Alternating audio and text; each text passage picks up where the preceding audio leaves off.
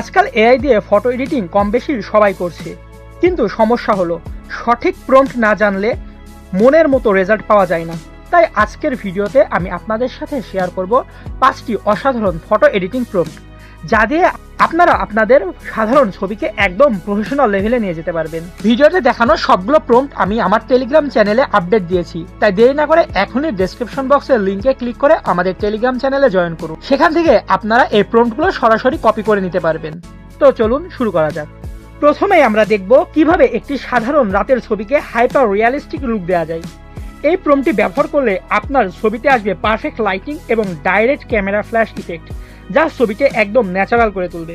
দ্বিতীয় প্রম্পটটি হলো সিনেম্যাটিক পোর্ট্রেটের জন্য। যারা সূর্যের নরম আলো বা গোল্ডেন আওয়ারের ছবি পছন্দ করেন তাদের জন্য এটি বেস্ট।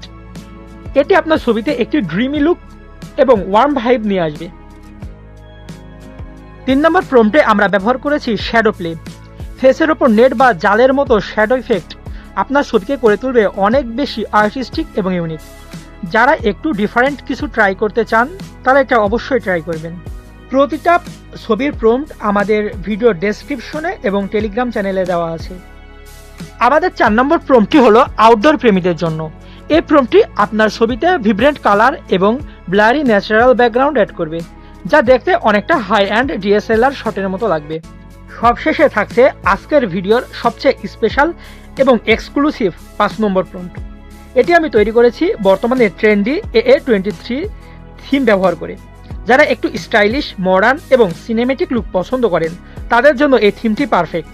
এই প্রম্পটটি ব্যবহার করলে আপনার ছবিতে আসবে দুর্দান্ত কালার গ্রেডিং এবং একটি প্রিমিয়াম ভাইব, যা আপনার সোশ্যাল মিডিয়া প্রোফাইলকে এক নিমিষেই সবার থেকে আলাদা করে তুলবে। এই ছিল আজকের মোট 5টি এআই ফটো এডিটিং প্রম্পট।